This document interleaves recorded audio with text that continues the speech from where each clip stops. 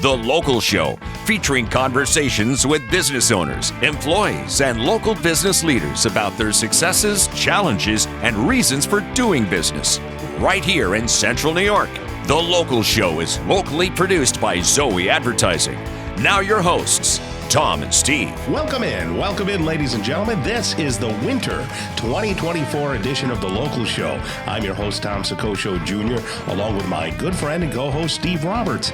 The Local Show features conversations about local businesses. We talk with business owners, CEOs, CFOs, entrepreneurs, nonprofits, business advocates, and other business-friendly organizations.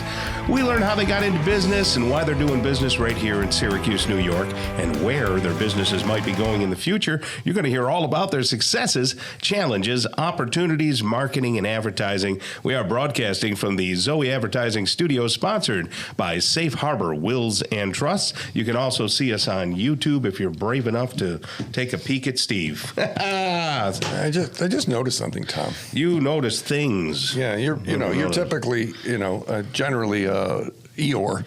Yeah. Through life. And when you read the opening, you're smiling, and I can hear it, and I can see it. I don't believe it, to be clear. To be clear. But it's like, you're like, I'm like, who is this guy? Well, that's my job. Well, you do it well. Don't tell anybody I said that. No. I want to earn my keep, at least, the minimum wage. Yes. What is minimum wage these days? It was $2.90 when I was kid. I remember that. And you were working at Radio Shack, and I was a service And merchant. actually, I got paid less because we got commission at Radio Shack. So it was like down to like $2.23. Oh my gosh! Yeah. But I don't know what it is now. Is it $10 or No, it's $15 or is it really? Yeah, it depends where you are. Like in New York City, it's higher. Oh, okay. But yeah. Well, good. It is what it is. I know it went up again. But to encourage everyone to stay serving coffee at a Dunkin' Donuts, right? Well, you know what? I want to hire some of those people. They sling it through, and they're amazing. And then there's other ones that kind of don't connect the dots, right? But I've seen it actually I've met folks in fast food, and I pulled out a card from the Pepsi place, Clinton's Ditch. Oh, right, yeah. And I've handed them and said, you know what? Sure. If you're looking second, third shift, the job's great as better. Yeah. I've done that when you have someone that's engaged, right. Because that's hard to find. 24 something an hour plus benefits. $25. Yeah, nice. All right. Well, we've got a great show for you. We're going to talk all about small businesses and businesses that are making it and their challenges and all that kind of stuff all around Syracuse. We're going to start off with Vinny Pioni. He is the digital content manager for Eastern Security Services. Then we're going to talk with Frank Vanderpool along with Niall Ashkar. He's the chief operating officer and general manager at Maguire, Chrysler, Dodge, Jeep, Ram of Syracuse. And then Charlie Van Patten stops by, owner of Mattress Makers, Dave Schneckenberger. I just like to have him on just to say his last name. Yeah, that was it. President of Thompson and Johnson Equipment. And then we'll talk with Pastor Josh Lang of Redeemer Church here in Syracuse. Leigh Baldwin, president and senior portfolio manager at Leigh Baldwin Company, will stop by for a conversation. And then attorney John Murphy tells us all about Safe Harbor Wills and Trusts. Sean Dupree will tell us how it's going in roofs. He's the owner of Top Notch Roofing. All on the Local Show today. We start off with Vinny. How are you doing, Vinny? Oh, good. How are you doing today, Tom? Very good. It's nice to meet you. Are you one of Tom's people? Yes. Sorry? Are you one of Tom's people? Yeah. Because you're Italian. You nailed the pronunciation there, so thank you for that. Great. Well, it was either peony or peonies. Right? Do people mistake you for a flower? All the time. That's great, man. Are you from Syracuse? Did you get born and raised here? Or? No, I'm actually from Rochester originally. Victor, just outside of Rochester. Victor's a beautiful place. Love it. If I had to move to Rochester, I'd move to Victor. I went to college out in Buffalo, and then I started my professional career out here in Syracuse. So I've been here since 2015. What is your professional career? What do you do? So I'm the digital content manager for Eastern Security Services, as you mentioned. So I do all of our online marketing. I do all of our videography, our graphic design, anything to do with media relations. Awesome. In addition to that, I'm also an installer. So it's great to be back here and not be on a ladder this time around. And I was going, that doesn't quite, when we moved into the building here. Right. We had to connect these things. And the magnetic locking door thingy. I think that's what they call it. Kind of cool. And the code to get in, it's where we're at, right? I mean, that's how it works. Absolutely. Yeah, key fobs rule the world these days, right? The little I just fobs. put the number in. I don't care. I mean, you can do it. But. Did you have to go to school? Did you go to school for marketing and advertising, or did you go to school for electronics? Which part of this did you? So I went to University of Buffalo for psychology, so nothing to do with what that makes perfect sense. Very little. Can you explain Tom to me? Where do you want to? How much time do we have? Yeah. I'd have to lay down for that one. Yeah. No, actually, right out of college, I went into sales and marketing. I did that for quite a few years. Multiple industries. I actually worked in alarm monitoring locally right here with rapid response monitoring. Oh, yeah. And then more recently, before this, I was doing cable and fiber optic installation. So they always call me a Swiss Army knife. I kind of do everything, and that's why I'm in the role that I'm in right now. Yeah, interesting from psychology. Yeah. Well, you deal with people, right? Yeah. Well, that's for sure. So the alarm business, we have quite a few alarm companies, and the one that comes to mind, the big competition, would be like the Simply Safes and the ADTs. Are you in that same camp, or? And that's the thing with today. You've got countless alarm companies, all of comparable technology at comparable prices. Yeah. What sets us apart is that we have been doing this since 1976, and we have technicians who have been with us for as many as 37 of those years. No kidding. So they're old. I didn't say that. They're experienced. Exactly. And they're the ones who train new technicians like me who come in. I didn't have any alarm experience as an installer coming into it. Yeah, so they brought me up to speed. We've got a very rigorous new hire training program for technicians. But they've been doing this that whole time. So, our shield that's on your front door or your yard sign, anywhere like that, your keypad, that represents nearly 50 years of dependability and expertise. It's not a startup for us. It's not a DIY or hobbyist thing. This is it's our passion to protect life and property. Well, I'll tell you, we were interested in getting some security, and I ended up going with Simply Safe. Because I bought the hype. The hype was, this is going to be so easy. And I'm pretty technical. I do a lot of, electronic stuff and building things. Like me. Not like Steve. Steve's one step away from a scooter or a wheelchair. But yeah, so I get the Simply Safe. It was a pain in the butt, and it still is. And, we're getting, some of the batteries they give you run out like right away. So now we're getting an alert on one of the windows. And when you stick them on the windows, they fall off. I mean, it's just so I would say that somebody like you and your company, you can come in and do the whole shebang and do it the right way. And, Absolutely. And when you need support on it, whether it's technical support, just walking you through how to do something, you call into our office. We have someone right there who's going to walk you through it. Locally, exactly. Yeah. Even after hours, we always have an after hours emergency service technician on, nights and weekends. We can get someone out there, same day, 90% of the time. Oh, how many employees? How big is the company? I think last year we expanded heavily. I think we're right around 50 right now. Wow. We expanded to Rochester and Buffalo. We've got teams in both cities in addition to our Corning office as well. And I think the difference between you and an ADT type people is that you're local and locally grown, right? You're operated, homegrown. And that's the thing. The operating,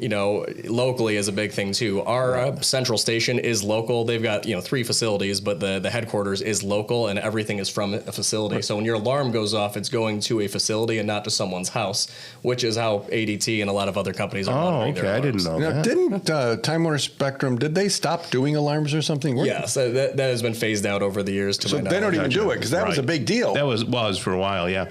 So tell us, what kind of services, what kind of security services do you offer for the general consumer? So for the general consumer, we've obviously got your standard intrusion, detection system. So your door contacts, motion detectors. We do video surveillance systems, so your security cameras, access control. How you get in and out of the building. Whether through a mobile credential or fob or PIN.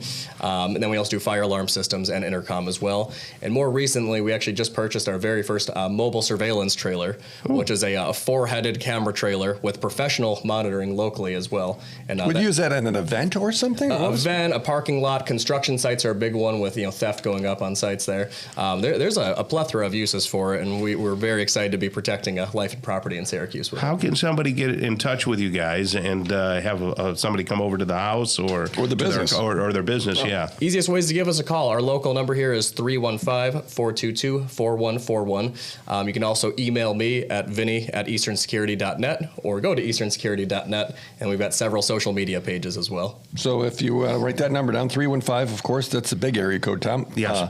422-4141.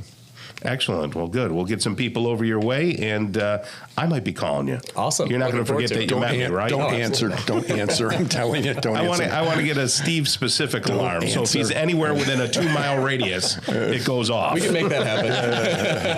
That sounds good. Thank you, Vinny. Have a great rest of the day. Hey, thank you, guys. Thank you for having me. Next up, we're going to talk with Frank Vanderpool and Niall Ashkar, Chief Operating Officer and General Manager, respectively, at Maguire, Chrysler, Dodge, Jeep, Ram of Syracuse, right here on The Local Show on 570 WSYR. The Local Show, featuring conversations with business owners, employees, and local business leaders about their successes, challenges, and reasons for doing business. Right here in Central New York. The Local Show is locally produced by Zoey Advertising. Now your hosts, Tom and Steve. Back into it and back at it again. You found The Local Show with Tom and Steve. Thank you for hanging out with us in this new year on a weekend when you probably have better things to do. Tom, but it's winter in Syracuse. No one's got anything to do. Oh, well, there's people who ski. Right, some football games. Yeah, and the football games. That's about it. Yeah, right. No, the lake froze, Tom. I can't fish from the shore anymore. No, the walleyes have been shut down. So I'm not going to take the pole out of the car. Right.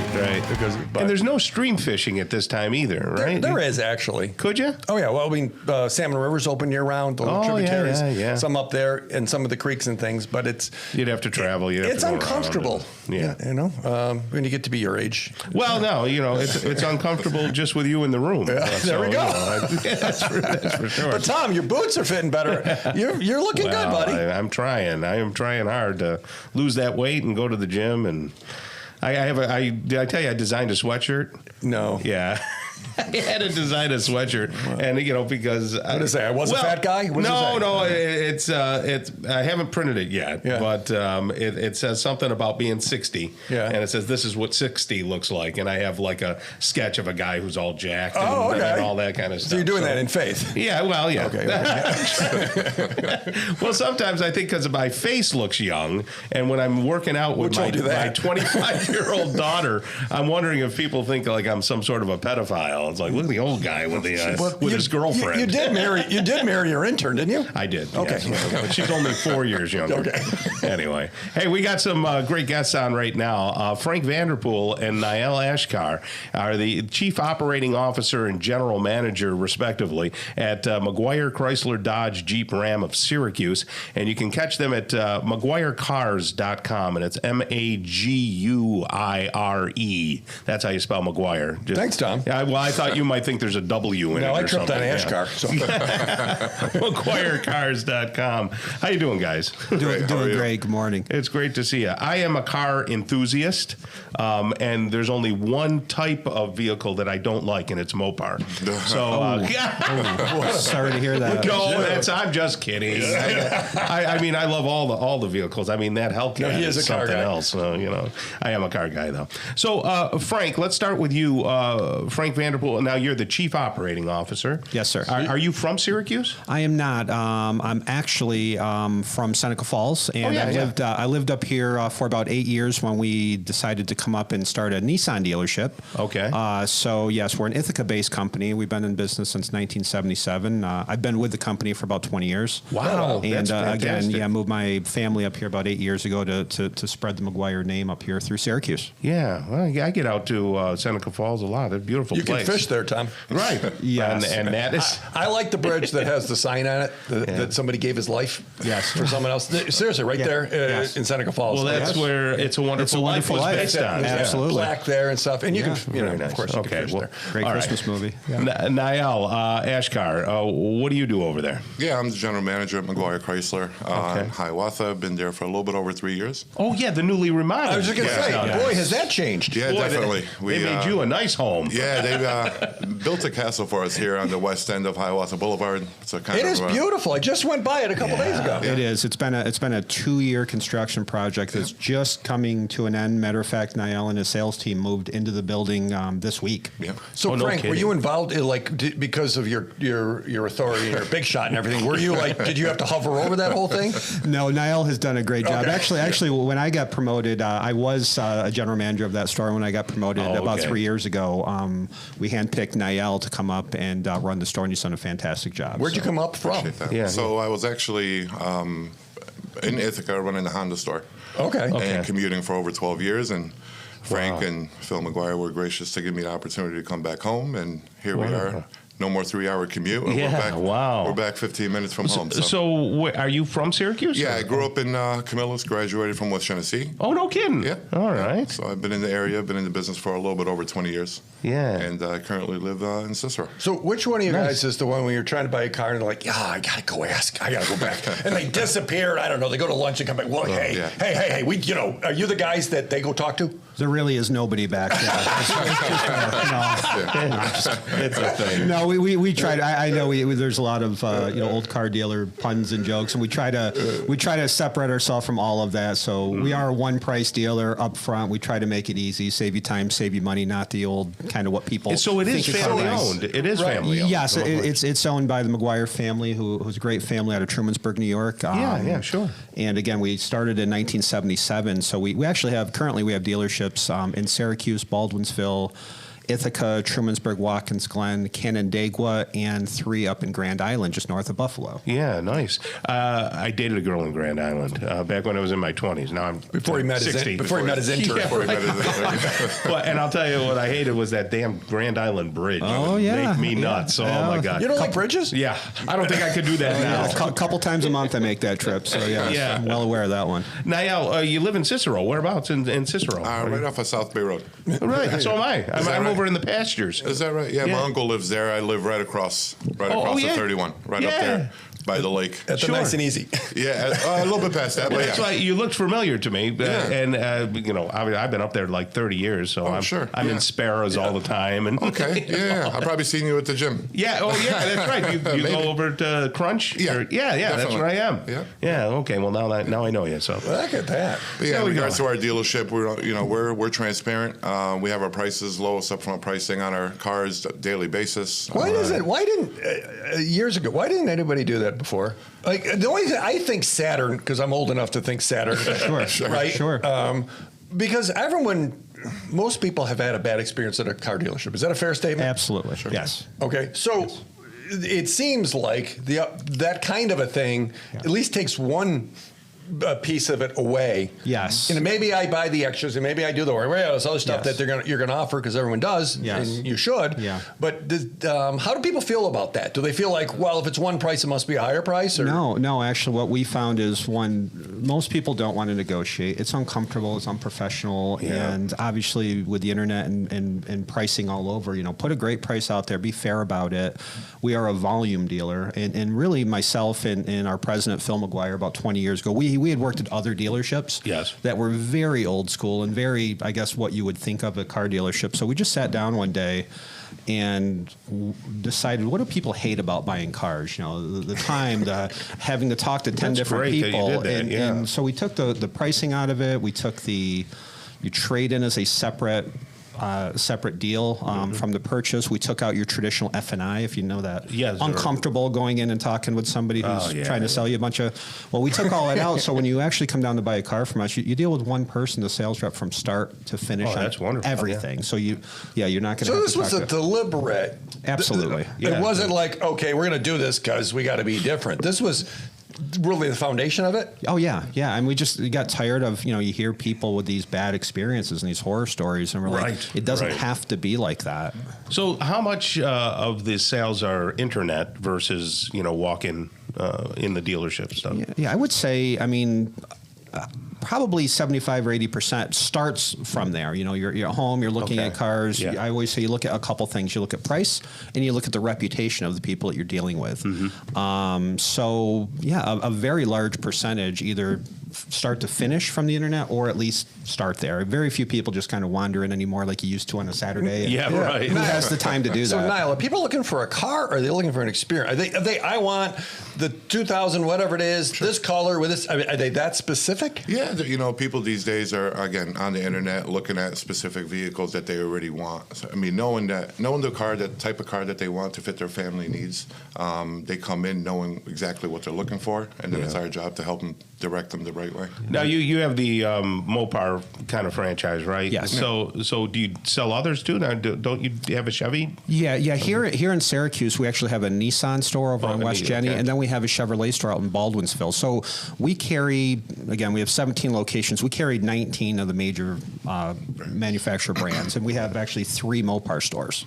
Okay, great. So it's a good bet that you can get the vehicle you want from you guys, because you're going to be able to get it one of your dealerships. Absolutely, and it's kind of shifted the other way. You've heard obviously through COVID of inventory, and you couldn't get it, and inflated prices. It's quite the opposite. It actually has swung the opposite direction. So we actually have too much inventory right now. The manufacturers are back building at a record pace. So we're seeing incentives, we're seeing lower APR, so we need to move them. and really quickly, because we're running out of time, but this year, is it the time to buy an electric car, or is a hybrid better?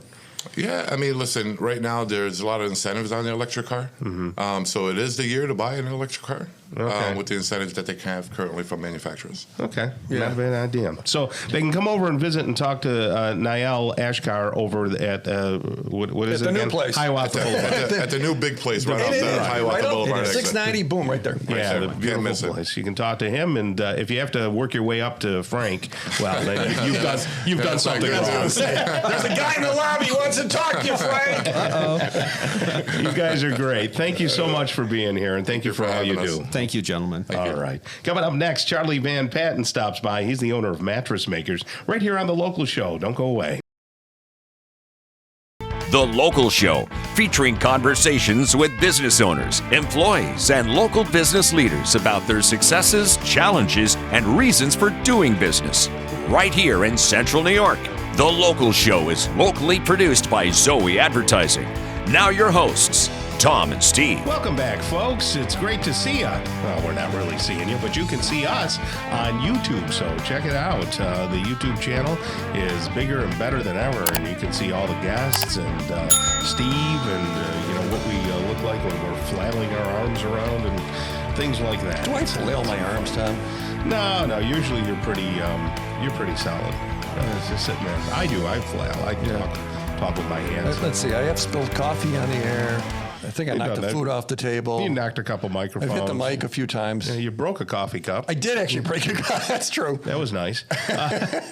Hey, for those people who are thinking about, leaving the family fortune behind for their kids, tell us about Safe Harbor Wills and Trusts. Or maybe it's a Cape Cod in North Syracuse. Could be that too. Because that's more important than the Thurston Howell III. Yeah. Lovey, with all the money. I'm leaving my kids my toaster. That's a good idea. I'm going to put that in a trust. And maybe all those clothes that don't fit you anymore. That's right.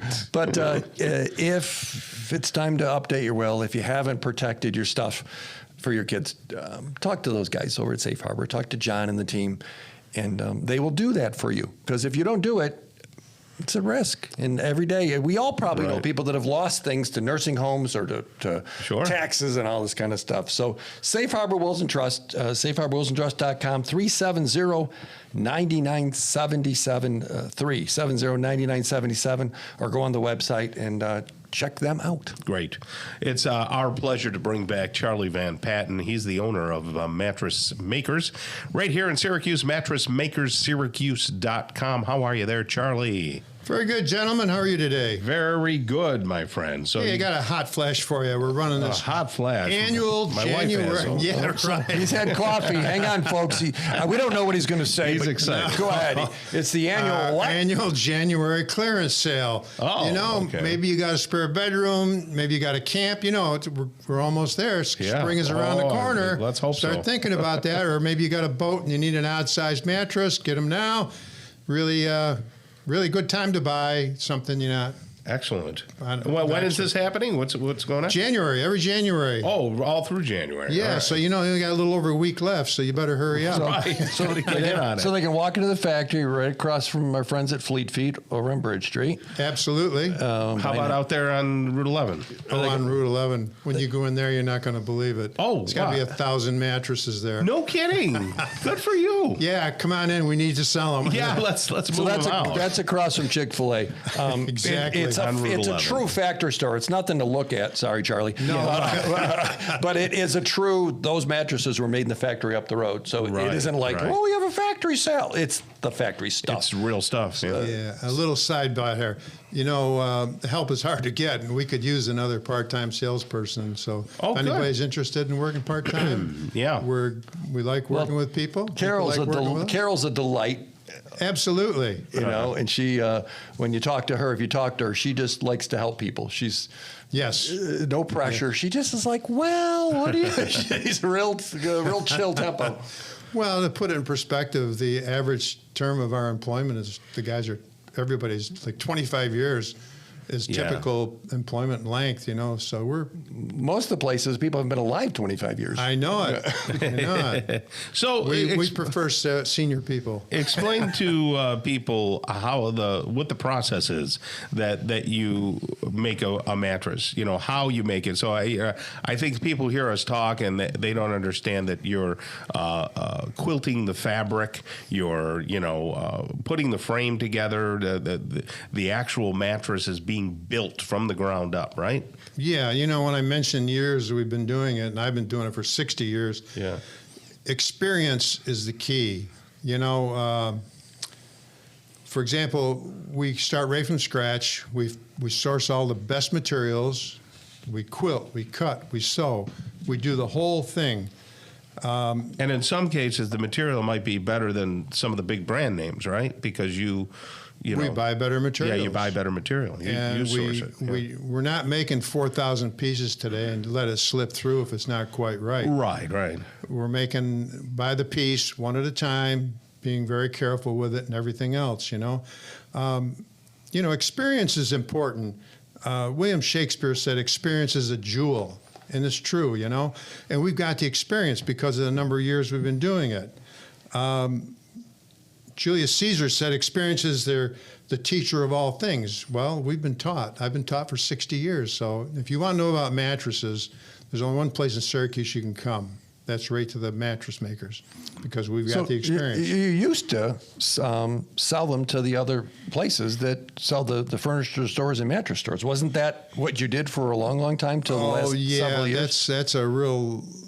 That's a matter of frustration, because when I see what went on, you know, Sears, Montgomery Ward's, Marriott, Hyatt, local furniture stores, well, I won't mention their names, the people that we've sold over the years and what we had to do, it just got to the point where I said, we got to go back to our roots, you know, which we, from 1915 right up through to the 80s when we got big in the manufacturing of a name brand and all that kind of stuff.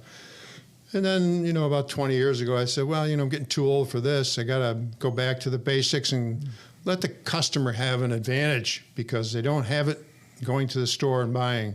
So what about price?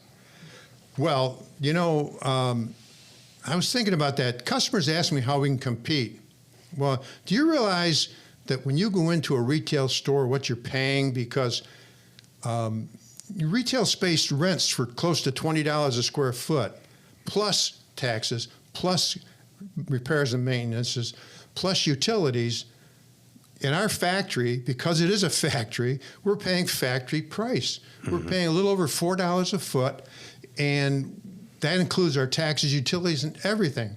So do you want to go buy a product where you're paying for $4 a foot, or do you want to buy something where you're paying $20 a square foot? This is just one of our price advantages. The other is my connections in the industry. Nobody buys cheaper than I do. Matter of fact, I get deals that other people don't get because of my experience, because of my relationships for 60 years with the suppliers. And plus, we source all of our own materials. You know, automobile manufacturers don't make airbags. They source them. Right. Well, Do you know what it costs to source that from the airbed manufacturer to the factory? That's expensive. Freight is stupid. I mean, we wanted to send a mattress to Boston, and they wanted $1,000. We said, "You're crazy." Goodness, yeah. I'll drive it there myself. But if someone went to a furniture store and a mattress was maybe a nice mattress, $5 or $6 grand, what would something comparable be at your place? Half the price. I mean, we can give you not only a better mattress, we can give you an organic mattress and still be half the price. And the prices are all marked on them, right? Absolutely. They're not. You're not making this up as you're you not go. playing games. That's what I was looking for. Switch-o, change-o, and all that. You know, I love this deal where people tell you that, we're a volume dealer, and we buy direct from the factory. You come here because we buy direct, and you get a better deal. Guess what? Every single mattress sold in the United States is sourced direct from the manufacturer. There's no middleman. Mm-hmm. The only middleman is the factory rep who gets a commission, and the trucker that drives it to the store that gets paid. Yeah. We eliminate that trucker to the store. We eliminate that factory rep salesman. Here again, how do we beat the price? Oh, it just adds up. I could go all day long telling you all the ways that we can save you money. Tell me about organic stuff real quick. It's the way to go. Buy a new car, look at the windshield, and you got to come in and clean all that chemicals off. That's another frustrating point. Everybody says, well, I got this special soy-based foam. You can eat it. So, because I get the inside track, I talked to the salesman, and I said, what's the deal with this soy-based foam? He says, well, it's 8 to 15% depending on what it costs today. If it's expensive, you get 8%. If it's cheap, you get 15%. I mean, it's just the smoke and mirrors in this industry is just irritating. He's all worked up today, Tom. That's good. So get a fair deal. He's all worked up today. Get the mattress you want, and hey, it's nice and cold outside, and you want a very comfortable rest, a midwinter rest. So go to see Charlie over on Bridge Street and his people over there, as well as all those mattresses up on Route 11 across from Chick-fil-A. And I know they let you leave. They don't lock the door like some of those places. Yeah. I know they let you leave if you don't want to buy anything. You're not going to get a toaster oven, but you will get a great mattress. So go with the experience. That's very good. Well, thank you so much, Charlie. You hang in there, all right? Thank you. All right. Coming up next, Dave Schneckenberger joins us. He's the president of Thompson & Johnson Equipment. Stick around right here on The Local Show on 570 WSYR and 106.9 FM. The Local Show, featuring conversations with business owners, employees, and local business leaders about their successes, challenges, and reasons for doing business. Right here in Central New York. The Local Show is locally produced by Zoey Advertising. Now your hosts, Tom and Steve. Welcome to The Local Show. We do appreciate you hanging out with us. We are Tom and Steve from Zoey Advertising, and like we told one of the guests today, we are a full-service advertising agency. We make radio commercials and TV commercials and strategies. We do. We can buy your media and tell you where to go, and like Steve does every day to me. He tells me where to go. Ton of digital stuff. We've been. Digital's a broad term. It is. People think, digital. We do our social. Well, social's not digital. Right. It's in that form, but that's where they put it. But being able to target your audiences, businesses, being able to target your customers, and it just works, and it's measurable, and you can see it. So a lot of that going on. People sometimes think, you guys, all you do is the show. The show was 4 years ago was kind of an afterthought. Sure. Right? And so they know it's for that. Artwork, brochures, pamphlets, all of the trade show business displays, cards, billboards, all that stuff. Truck wraps, we design those. Yeah, a bunch of them. That's really, really true. Absolutely. A bunch of talented people around here, Tom. Absolutely. Despite you. I knew you were going to say that. I just set that up on a big T. Yeah. So it's great to bring back a guest that we love having on. It's Dave Schneckenberger, just because we love his name. Yes. And he doesn't own a hamburger franchise. He is the president of Thompson & Johnson Equipment. How are you there, Dave? Doing great. Good morning, Tom. Morning, Steve. Good to be here again. Thank you. Yeah. Happy New Year to you, since we haven't said it already. Happy New Year. Thank you. So what's new? And, well, actually, tell us, you're the president of this company. How did you become the president, and why? He married in. Oh, go ahead. Oh, hey. Good memory. So basically, I married my best friend from college. Here we go. A girl that I gave a ride home to all the time, never dated in college. And out of college, we started dating.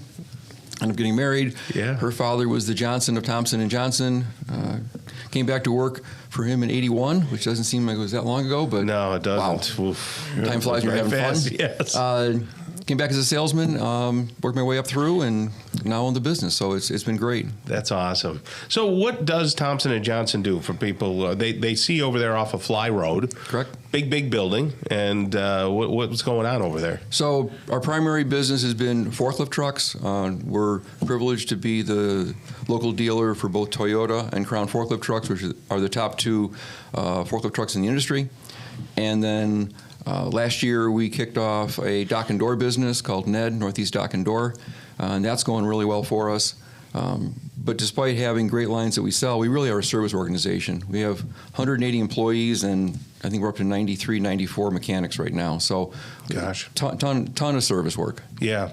So, who uses your product? Who would be your primary customer?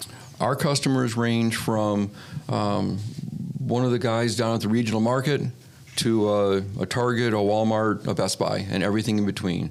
Manufacturers or distribution could be like United Auto, Borg Warner, what have you. Do you have any trouble getting the product at this stage of the game? It's gotten better. It was terrible last year. Our lead times went from 3 to 4 months out to 2 years. In which products or which services? Typically, forklift trucks for distribution, the lead times went crazy because what did we all do during COVID? Ate too much? Well, we ate too much. We also sat home and ordered a whole bunch of stuff online. Oh, right. Yeah, so of course. the distribution of products just blew up, and actually the demand for forklift trucks increased over 50% in a year. Good and of course, there's no way a manufacturer can ramp up. Any manufacturer can ramp up that fast. So lead times went out. So they're slowly coming back down again. Mm-hmm. When you say you have to do a lot of service, why is that? Forklift trucks break down more than a car. Okay. You know, to put in perspective, our whole industry is about 250,000 forklift trucks, all makes, all brands. Mm-hmm. Toyota makes that many Camrys in a year. Oh, wow. So if you think about making one product and the quality you can build into this one product versus 15, 20 manufacturers and 30, 40 different models in each one, there's not the volume. So they don't have the total reliability that a car does. Is it operator error too? I mean, if a forklift to me is slinging, moving, bumping, boxes, it's doing a lot of heavy lifting. It feels like it'd be more inclined to have an issue than, driving down the road in a Prius. Sure, that would be true too. There's some banging them up. There's operator induced damage. That contributes certainly to the repair cost. Was it your forklift that hit the gas line at Sirocco 30 years ago and burned the building down? Are you going to take credit of that? It was not, thank you. But good memory. Those kind of accidents, you just pray that when you hear about it, it's not your fault. Right. I'm just checking. You don't want to be associated. Are most of your forklifts electric or propane? Or most are electric. We're about 80% electric. Mm-hmm. So when people talk about electric vehicles being alternative fuel, for us, that's our world. Yeah. We've been electric for basically forever. Lithium ion is coming on strong as an alternative battery. It's from the forklift side, we like lead acid batteries because they're heavy and we need the counterweight. Oh, right. I got you. Yes. Whereas lithium ion for cars is light, so actually we have to add weight to make it. And for our drone is light. That's true too. So it takes less power and it doesn't suck the power out of using it from the weight of the unit. Correct. Right. So no, it's all part of our industry. It's fun. Do you see any alternate fuels coming out, like hydrogen type? So there's a big company in Albany called Plug Power that probably at this point is the largest manufacturer of hydrogen fuel cells for forklift trucks, for mobile equipment. I think the next big step will be hydrogen-powered engines instead of diesel-powered engines. Sure. Yeah. That probably is more sustainable for especially over-the-road tractors. So. Interesting. So the dock and door business. That's what I was just going to ask. Let's go into that. Who uses your dock and door services? What kind of companies? Everybody has anybody that has an overhead door. We don't do residential. And in fact, your garage door is an overhead door. Of course. But we don't do residential, but anything commercial, industrial, all doors, whether it's a typical dock door, it could be a fire door, it could be a major a steel door that opens up like for novellas that they can roll railroad cars into their building. So I see. Does anybody ever bump into those things and create damage? Oh, they do. They do. That makes a really good service business. It seems like that might be fairly common. You know, a little farther. That's right. Oops. Of course, if you're a professional, you shouldn't be doing that. Yeah, but it's hundreds of thousands of times a day. Just in this area, that people are going in and out, in and out. It doesn't take much. It create a lot of work. You're right. So if someone hits a door, is it over? Do you got to replace the door? I mean, panels can be replaced. Yeah, okay, that's nice. Individual panels. So that works pretty well. Do you have a sales team that's selling those? Do you sell them nationally or worldwide? No, our territory. If you can envision a map in New York State, we go from basically Corning to Geneva to Plattsburgh to Poughkeepsie. So central, southern tier, eastern New York. In that, we've got 5 forklift salesmen, and we have 2 just dock and door salesmen. Are you hiring? We are. Probably need service people. We need service people still. We added 12 or 13 mechanics last year. We're still looking for 3 or 4 more right now. Mm-hmm. What kind of schooling do you have for that? We will hire someone that just has good attitude and aptitude, and bring them along. We carved out about 4,000 square feet recently for a training classroom and a training lab. So we have 3 full-time trainers, technical trainers. Yeah. So we will bring along someone that wants to learn and help them become a good mechanic, a good technician. Is that here or in the other locations? That's here. Okay. And actually in Albany, we're buying a new building, rehabbing it right now. It will have a smaller version of that, but it's also a classroom and a lab built into it. So, training's huge for us because not enough kids are going into the trade, so we got to develop our own. So when you look into your crystal ball, what do you see as the future of your type of business? Where do you see things going? Our business will continue to become more electrified. We'll have more and more electrics into typical forklift trucks in a lumber yard. Normally propane or diesel. Mm-hmm. Those will become electric, not by government mandate, but just in time. Right. It'll progress, and there'll be a lot more automation. So you see robots coming in. Robots, automatic guided vehicles, automatic storage retrieval systems. So Tom wants to get an airplane without a pilot, don't you, Tom? I don't want to get it anywhere without agree with that. Without a driver or a pilot. I agree with that. So no, it's exciting. The industry's fun. The people are great. So. Oh, great.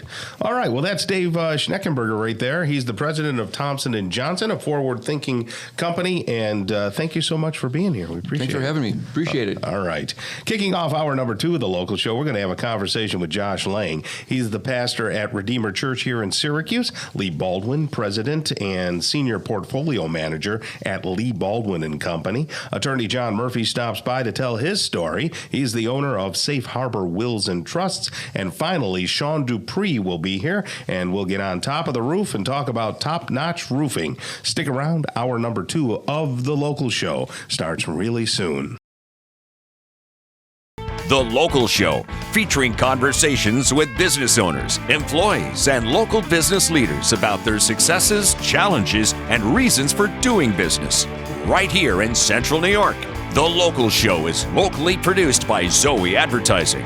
Now your hosts, Tom and Steve. We're back into it and back at it again, the last bastion of great talk radio here in 2024. We are, Tom. Yes, we are the last bastion. It's the last bastion, so get into it. Great, what'd you say? It's great or something. Something, okay. This is hour number 2, by the way, of the local show. We're going to have some interviews with Josh Lang, pastor of Redeemer Church in Syracuse. Leigh Baldwin stops by. He's the president and senior portfolio manager at Leigh Baldwin Company. Attorney John Murphy stops by, owner of Safe Harbor Wills and Trusts. And finally, Sean Dupree is the owner of Top Notch Roofing. That's all in hour number 2, so stick around, and especially for Josh right here. Josh Lang, pastor at Redeemer Church, Syracuse. How are you? I'm doing well. Thanks for having me again, guys. I wanted to think of some really profound, wacky questions. I just sit back and go, to dive in, Tom's going to ask the difference between Calvinism and Arminianism. Well, and a clock counting down. Right. That's fun stuff. Well, what inspired you to become a pastor, and why Redeemer Church?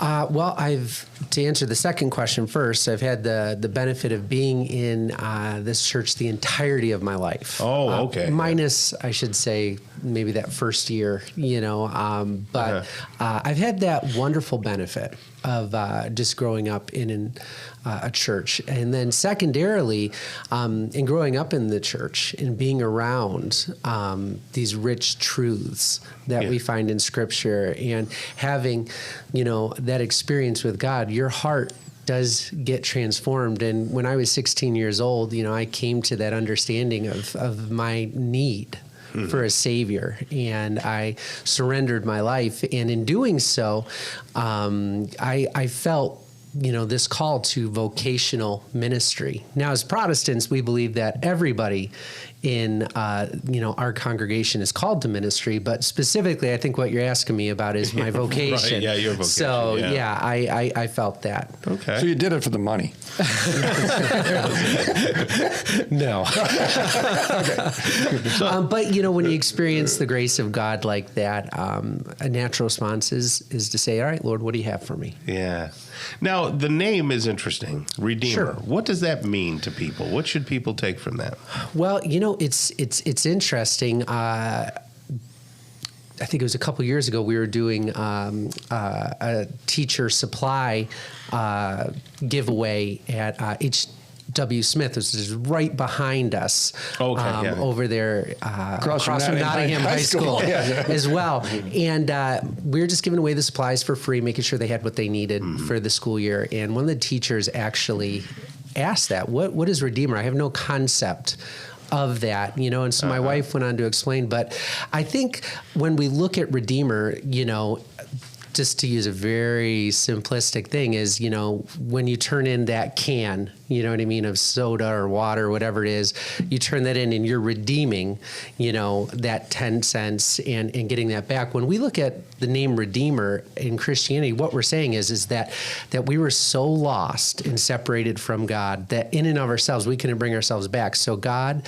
sent his one and only Son to do for us what we couldn't do for ourselves. And he brought us out of darkness, out of our sin, out of our lostness.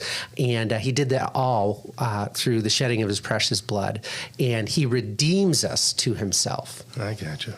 So leading up to the next big holiday for Christians would be Easter, right? Yeah. Mm-hmm. So during this time, do you structure your message toward Easter, or is it too early? Right now, there are some traditions that, as they follow the historical church calendar, coming up in February, I'm not sure of the date right now, we'll begin the season of Lent. Yes. And most of the time, that is when most churches will start to do that type of season, preparing for that. We're a church who primarily, we kind of just work our way through the scriptures, kind of preaching section by section, passage by passage. Right. And so, like right now, we're in the book of 1 Samuel in the Old Testament. And so we're working our way through that, and that'll take us up to a few weeks before Easter. Okay. In your church, does the Bible, the words in the Bible, like you say, you're in Samuel right now, Old Testament, right? Do you feel that every word that comes out of that is exactly from God? In other words, is there room for interpretation? Well, again, what you're looking at is in the book, in the New Testament, in the book, I think it's 2 Timothy off the top of my head, 3:16, where it says that all scripture is breathed out by God. And God used human authors, human parchment, I guess we would call it, Yeah, sure. different things to speak into what he wanted to reveal of himself in Scripture. And in doing so, kind of the cool thing about the Bible that really can actually speak to its authenticity is that you see the worst of the Christian heroes all throughout Scripture. Like, I mean, really, if a guy like Peter, right, one of the original apostles, right? Yeah. I mean, like, he could have made himself out to be a hero, right? But he didn't. And when we look at the gospel that's based on what he would communicate, that's the Gospel of Mark, the earliest gospel that we have. And in there, we see his worst He had anger issues. But even his worst thing, he denied Christ. Oh, there you go. You know what I mean? And we see that play out in the garden. And even when Jesus restores him, by the lake, it commands him to feed my sheep and to do this thing. What's he doing? He's like, well, Lord, what about this one? You know what I mean? He's still showing the flaw in who he is. And so, the Apostle Paul was a murderer. Yeah. King David was an adulterer. Right. These are all the heroes. Yeah. And so when we see this, is God was by his word, as Scripture says, breathing every word out. And he's using these human authors and their experience, their circumstances, and everything like that to give us what we needed to know of him. So he's revealing himself in these pages through these very ordinary, flawed people in means. Like I said, these little parchments, but so those original autographs, you know what I mean? They're not there, but there are so many early documents. Like, it's staggering, the sheer amount of documents that we have just for like old New Testament documents. Copies. Yeah. And so those original copies, it's staggering, the sheer amount of them. And so when we look at that, we can see that, hey, we can trust this. But then secondarily, when you talk about like things like interpretation, when we look at Scripture, we have to allow time to read into Scripture and to say, hey, what is this author's original intent for this original audience? What were they trying to communicate then? And then how do we interpret that and apply that in our modern day? Interesting. Oh, I like that. Yeah, because I've seen like different groups that will be like, women should wear their heads covered. Sure. Women shouldn't wear that. Well, in one context, the women in the Old Testament that wore head coverings were prostitutes. Well, and in another one, they were, it's like, that's the context. Without the context, it's a mess. Right. And so when you look at Scripture, we, use Scripture to interpret Scripture. Yeah. And so you can't just take one little passage and say, okay, this is what it is. Well, what does that mean in the context of that whole section of Scripture? What does that say in the context of this whole book of that Bible? What does it say in the whole context of Revelation from Genesis to the book of Revelation? Interesting. So people can get that kind of intense training and I don't know if it's training or am I more of a sponge or a teacher or a student? It's both. Well, somebody might think, I'm not that bright, so these people are going to make me think I'm not intelligent enough to be a Christian. I would challenge that because You think he's bright?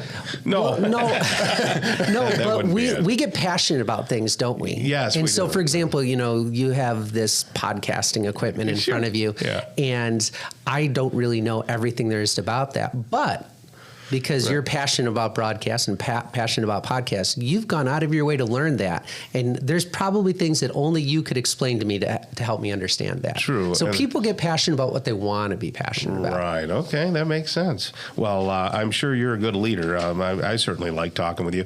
Steve, I still, who knows? All I know is to me, it connects with my heart. Yeah. And last week, Sam talked about, Jesus is not a tool. Yeah. And I went, and I've been thinking that to get what I want. Right. Oh, right. Yeah. And that came out of Samuel because that's what they thought they had. So very good. So across from Nottingham High School. 10 o'clock Sunday morning. Yep. Excellent. Josh Lang right there, pastor at Redeemer Church. Thank you, and you have a great day. Hey, you too, guys. Thank you. All right. Leigh Baldwin's coming up next. He's a president and senior portfolio manager at Leigh Baldwin Company. Keep it right here on 570 WSYR 106.9 FM. The Local Show, featuring conversations with business owners, employees, and local business leaders about their successes, challenges, and reasons for doing business. Right here in Central New York. The Local Show is locally produced by Zoey Advertising. Now your hosts, Tom and Steve. It's The Local Show with Tom and Steve, and we're so happy you decided to stop by and listen to all that we have to offer in the way of bringing you small local businesses that are around town that you can do business with. So we're introducing you to the people who own them and why you should do business with them, and it's all around this area, which is really cool. And we'll see what happens. This show should be really big when when Micron moves in, and we have hundreds more. Well, we know that the rents in the houses will cost more. We know that for sure. Absolutely, they'll all be here. It's our pleasure to bring on a new person to the show. It's Leigh Baldwin. He's the president and senior portfolio manager at Leigh Baldwin Company. How are you, Leigh? Good morning, guys. Thanks for having me on. This is awesome. Thank you for being here. I always thought Leigh Baldwin, I thought you were like this multi-conglomerate company. It has that sort of name that feels big. Not yet. We're getting there. I thought he was an actor, Tom. Did you? The fifth brother. One of the Baldwins. They don't talk about him. They don't talk about him. Now, what exactly are you? Are you a financial planner, or what do you classify yourself as? We're a broker-dealer and registered investment advisor, and so we're based in Cazenovia, but we do have offices throughout the Northeast, really. So, so we're in what they call the hybrid camp, so we can kind of do planning for people and really try to offer, what makes the most sense to get to where they're going. How long have you been doing it? So I started the business in 1991. So now I'm dating myself. Well, that's okay. Yeah. So quite a while, and it's been when you're in the market, you get a lot of just ups, downs, and a lot of things thrown at you. So it's been quite the ride. So are you a Syracuse native by any chance? Well, I grew up in Central New York. I grew up in the town Sherburne, New York. So, Sure. So that's my hometown, and went to school at Colgate University, so I've always been very anchored here in Central New York, for sure. All right, great. I used to play a DJ, a party up there. I can't remember the name of the fraternity. At Sherburne? No, up at Colgate. Oh, okay. And I'll tell you, and I thought... I apologize now. I apologize. Is Colgate Ivy League? Is it we're better than that. That's going to make a mark. That's funny. No, it's pretty Patriot League, I think, is what for the league. Minor league, Tom. It's a highfalutin school. Well, it can be highfalutin and not be Ivy League. Yeah, well, gotta be careful saying Ivy League these days. So it's like, we're You're Colgate. up there. Yeah. So I would go up there to play it, but I was just shocked at the amount of people that would come to this party. It was like over 500 people through the course of the night. Did they pay it by person? No. Okay. Well, they paid well, but you've been to that town. There's not a lot to do. There's not a lot. There. Maybe that's why. Yeah, that's something else. But pretty place. So you this idea of financing and helping people with their finances, it's got to be tough. I mean, for me, looking at it from the outside with all the turmoil and the thises and that's, how do you navigate people through and keep them positive? How do you stay positive? Question. Do you get calls that are like, Leigh? I mean, I think back in the day we did, but I think people have kind of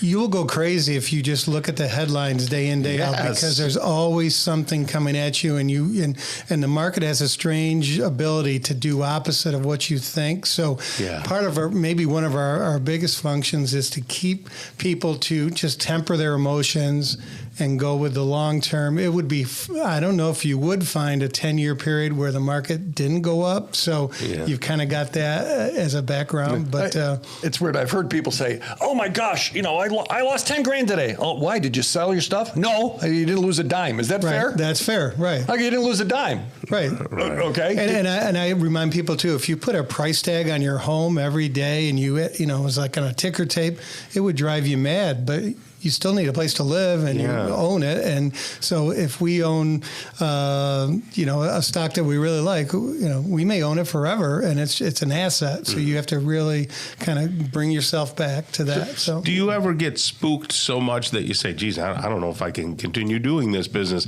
Because, a couple of things too. Not only do you have political turmoil, which I guess geopolitical turmoil has always been a factor, but how about all this new technology where people can do the day trading and all that? How do you navigate that? I mean, it's kind of always been around in our market, so it just different fads come and go, and so we try to stay maybe above the fray and just kind of stay with our plan and say if we own really good companies and we just want to let the magic of compounding do what it does, and it is magic when you can put it on your side. So you're and correct me if I'm wrong, Tom does every day. Yes, I do. You're more big picture, long term.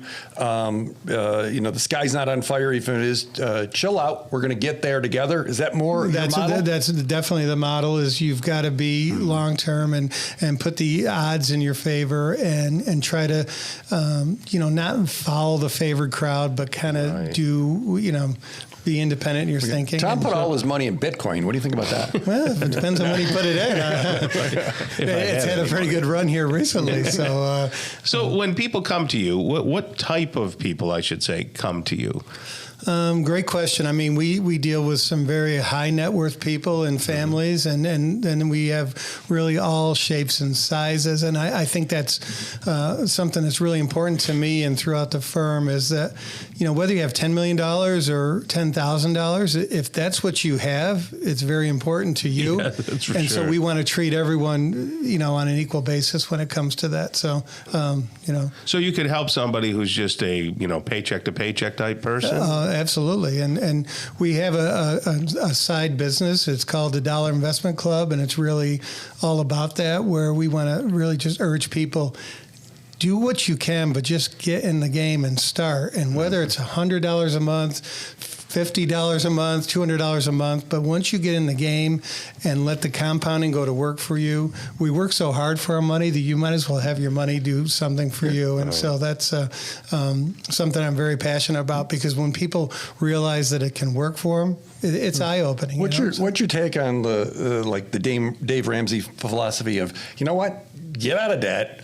And don't be stupid. I don't know. That's my paraphrase. So, but you're pretty much hitting the nail on the head, right? Like 100%. Dave Ramsey is the guy, right? And so, when we talk about compounding our returns, when you have debt, it works the opposite, and you can never get ahead of that. So, people that have credit card debt, or it can be lethal. So get your own house in order, and then invest and try to manage your way through that. So. Right. So you can open up Roth IRAs, Absolutely. mutual funds. Right. You do all of that. Right. 529s for kids, and HSAs have been a very popular. The healthcare savings accounts. But you can invest, and you can buy the Magnificent 7 stocks with your HSA money if you want. It's a very Really? Yeah. I didn't know that. Yeah, that's interesting. Right. So let's talk conspiracies and all sorts of crap you hear in the news. So are we going to a digital dollar? Is the government out to get us and track our monies? I don't think the government's out to get us. They've been tracking us for a while, so they know where Leigh is going. So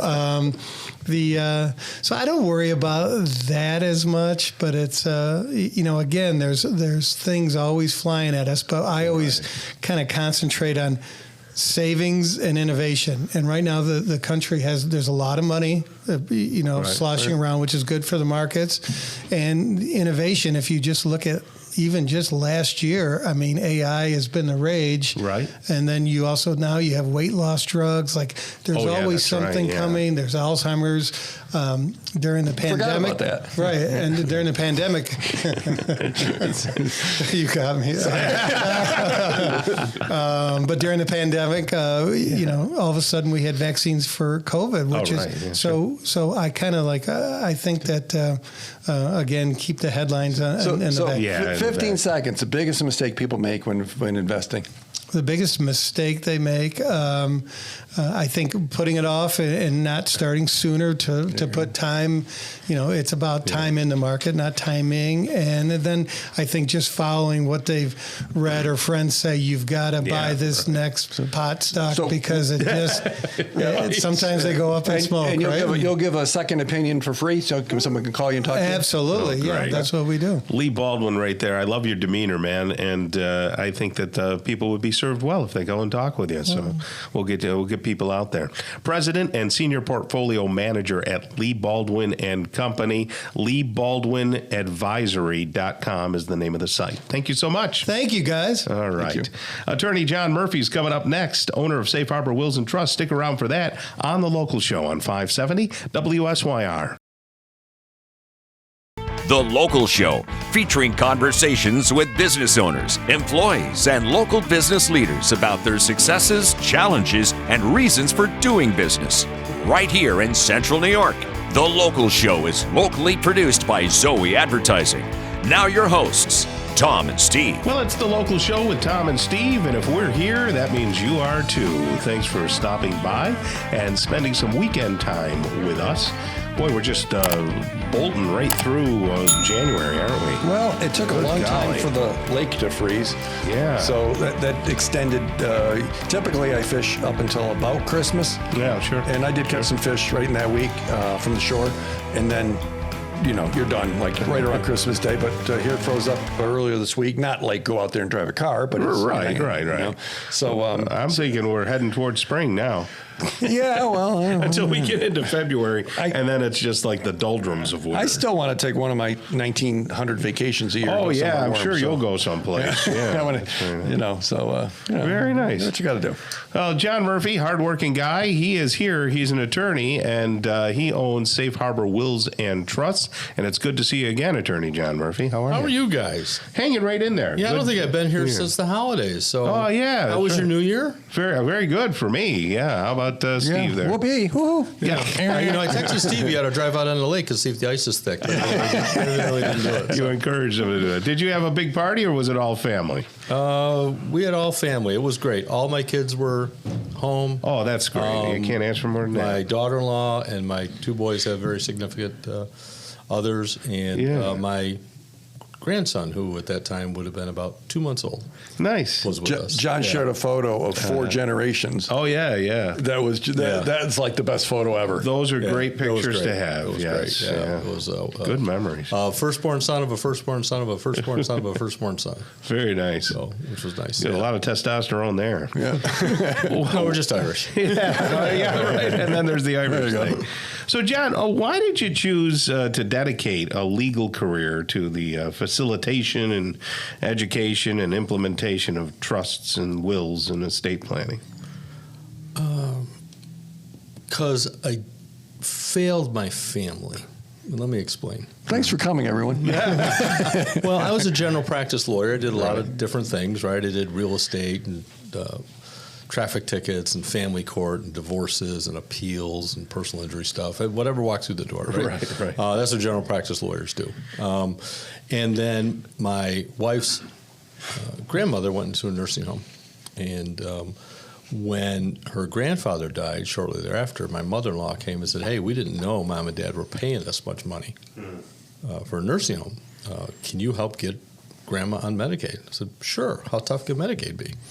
Right, and I dug into it, and things I knew were to be true, like there's X amount of money you can give away, and the government doesn't care, was not true in the Medicaid world.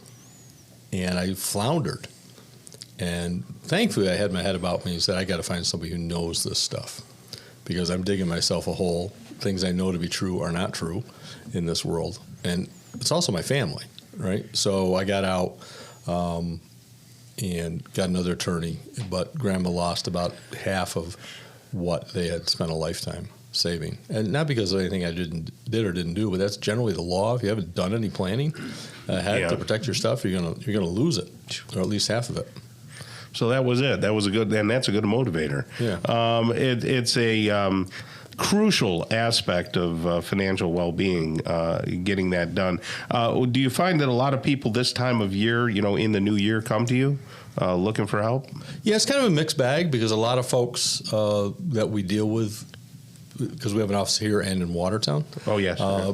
They're snowbirds. Oh, right. So we had somebody came to our workshop, I think, in October. Wasn't a great time for them. I said, hey, if you get to Florida, we can do a Zoom meeting and kind of do everything over Zoom. Just got an email from them this week. They're ready to move forward. We're going to do most of the meetings by Zoom. Right. And we'll either send the documents down there and have them executed down there with an attorney, or wait till they get back and get them executed. We're planning, and just somebody in Ithaca, we're going to do planning over Zoom. So that's one of the things the pandemic has really done is open up a lot of people's eyes about other things can do, right? Really, the only time we need you in the office is to sign things, Yeah, I heard a story a few weeks ago about someone that was talking to some kind of an attorney, and there was a Medicaid. I don't know if it's Medicaid or what, but there was a nursing home, and they said, "Oh, it's too late because you didn't do 5 years planning."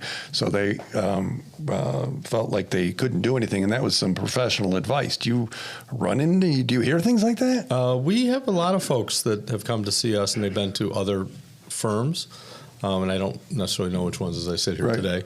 One lady came in and her mom's assets have been pretty well depleted, so she and her husband wanted to do their own planning.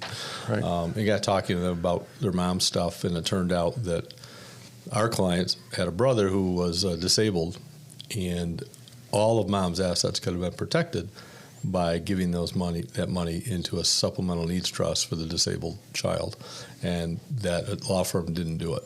So it cost that client about $300,000. Is that a special needs trust, or is it special needs, supplemental needs? In my head, commonly called special needs trust for people with disabilities. Right. It sounds very complicated, the whole process. Wills and estate planning and all that. How does Safe Harbor Wills and Trusts make it easy for people to digest? We do. I try to use basic language, right? Not lawyer language.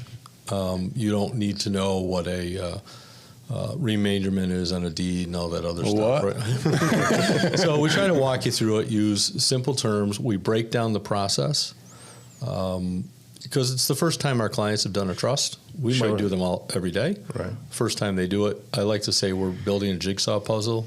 Initially, we're going to do the corners, then we're going to do the edges, and as we get through the process, it'll come in. And then we have a client care program. That's part of our price the first year. So anytime in the first year after you get your documents done, call us, come in to see us. We'll talk to your financial people. We'll talk to a bank, your accountant, whoever it is. There's no fee because we want to make sure it works for you and get through it and educate you on it. Our process takes about 8 to 12 weeks, depending on people's calendars and things. There's four meetings, and we go over the documents, review them with you, send you home to read them. A lot of people get a good night's sleep when they're reading the documents. And then we have a phone call, so everybody's on board. They know what's what, who's getting what, before they ever sign anything. Is that the reading of the will that you see, like it's in a movie or it's in a show, does that actually happen? Like where people sit around and listen to a will or something? Yeah, probably just as much as a talking scarecrow to point you in the right direction. Probably. Yeah. Wait a second, that wasn't real?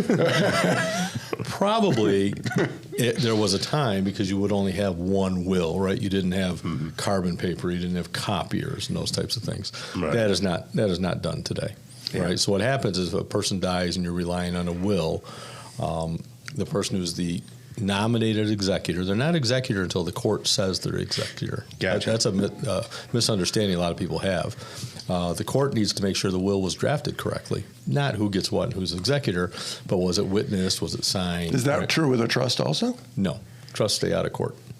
Right, but so they don't have to prove anything. Here's the trust, everybody. Here's the trust has been notarized, boom. Yep. And so then the executor sends a copy of the will to everybody who is entitled to inherit from the deceased person, whether or not they're in the will. Okay, so let's say you have 3 kids and you're writing out Jimmy.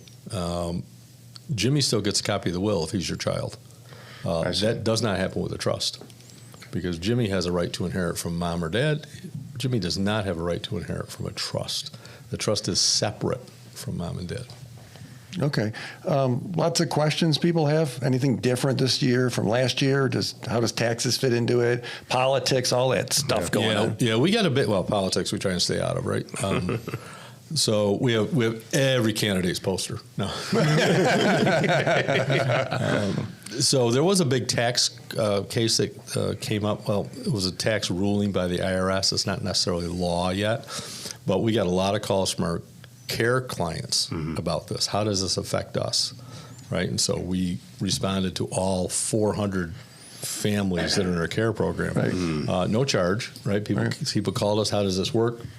Sat down, talked to them 15, 20 minutes. Essentially what it was, there's the IRS ruled in some irrevocable trusts, those assets are not going to get what's called a step-up in basis when the grantor or the creator of the trust dies. Right. Those are trusts that are designed to keep your assets out of your estate for estate tax purposes. Those are like uber wealthy people. Right. The trust that we use, that rule doesn't apply because we want your assets to go through estate tax because you don't owe any estate tax unless you have $12 million. So it goes through the process, and it says you owe nothing. Right, you owe nothing. All right. So if folks want to connect with John in Safe Harbor Wills and Trust, 370-9977.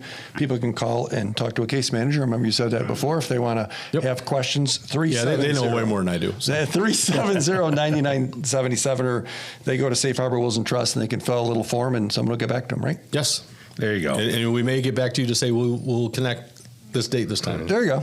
All right. Thank you, John, and have a great rest of the day, okay? Yes. Thank you very much. Sean Dupree's up next. He's the owner of Top Notch Roofing. Stick around for that conversation right here on The Local Show on 570 WSYR.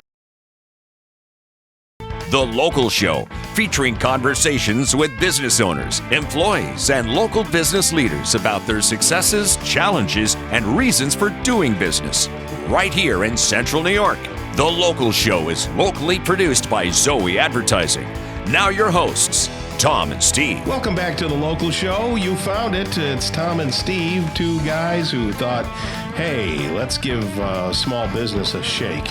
Let's make sure that people know that there are people out there who are family-owned businesses that are trying to make a go of it, or they're a single operator and they're trying to make a go of it. There's a lot of people out there who are just trying to make a living, and they have some expertise and they have some skill, and they're all over Central New York. We do have them. We had a guest on last week. I don't know if it was between the sets or if it was on the air, but they were saying they don't eat at chain restaurants. Oh, yeah. And I think that's kind of cool. Right? Because there's the local restaurants. Sure, there's all these things. When you travel, and especially when I travel, and Tom, I do it every day. You do. I like going to a place I've never been to that maybe is a little sketchy that was recommended. I like the local sketchy places. Yeah, right. Until you get the salmonella. And then, salmonella.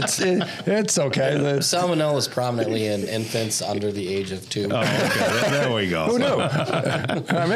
Oh, you're a wealth of knowledge. That's Sean Dupree right there. Sean is the owner of Top Notch Roofing, and you can see. How do they get in touch with you? Do you want them to go to a website? Do you want them to go to a phone number? The website's fine, and the phone number. Okay, so topnotchroofingcny.com. That's easy enough. Top Notch Roofing CNY. How long have you been doing this type of business?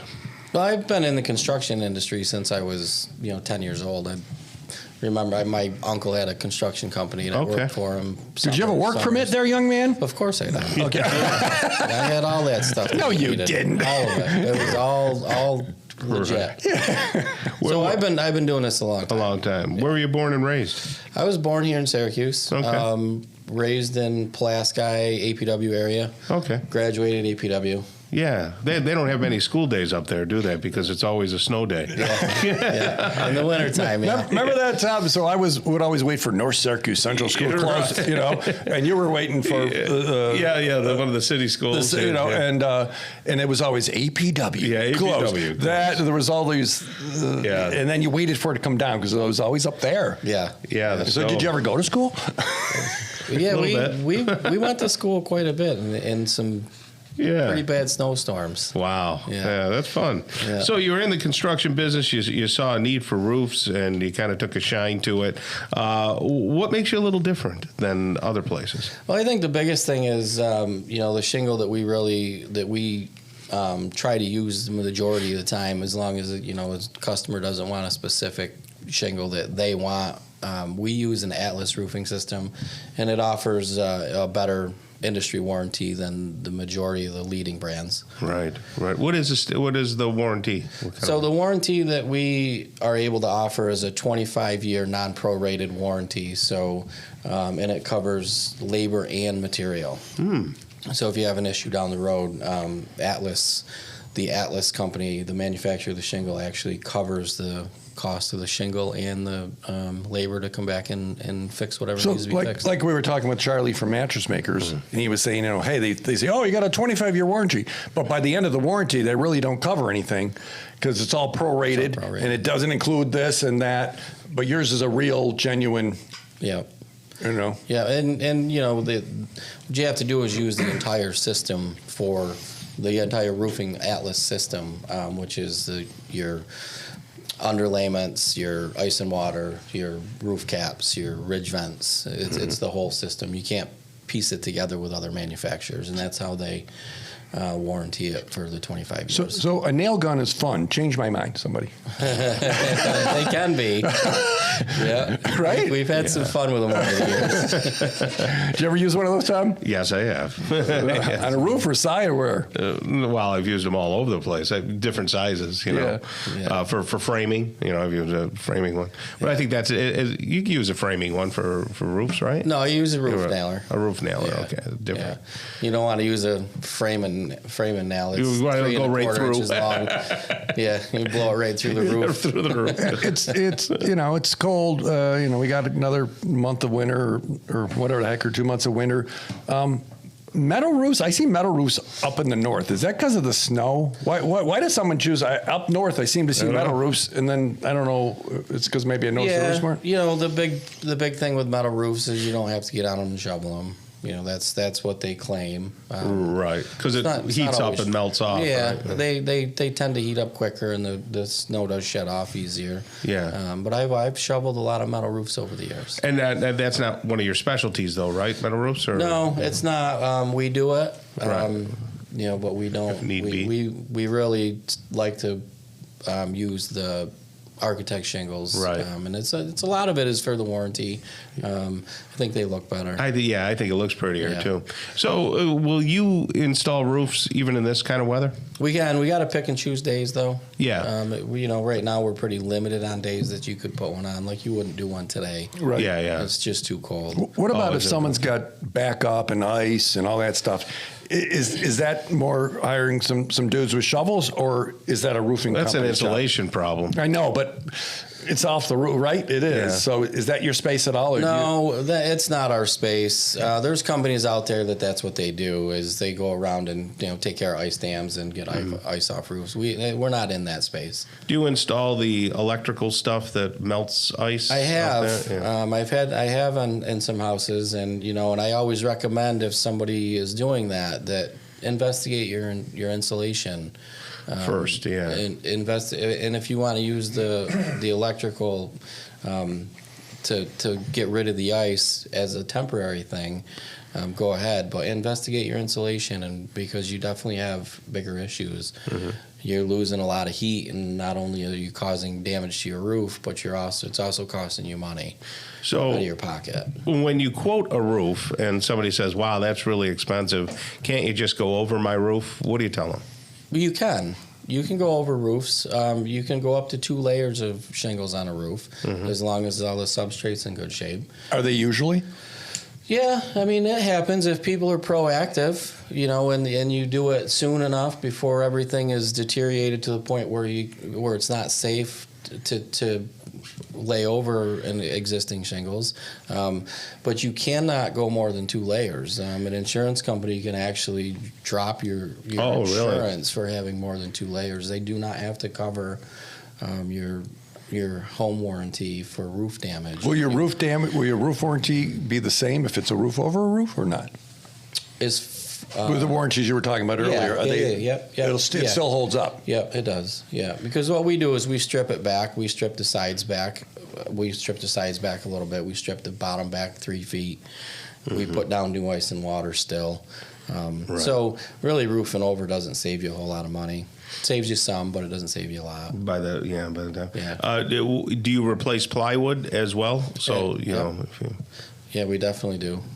When you tear a roof off, you don't know what's underneath the shingle, right? Yeah. So when you tear a roof off, you're liable to find some rotten plywood. We cut those out and put new plywood in. Right. So if someone's getting a quote on a roof, they call Top Notch, that's you, and they call 3 or 4 other people. What do they do? And everyone's price is within whatever. There's probably a range there.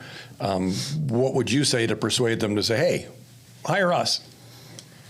I would go back to the warranty and our professionalism and how we try to we maintain a clean work site, and we follow all the OSHA standards, and we make sure everything is safe and clean and neat, and when we're all done, you get that amazing warranty.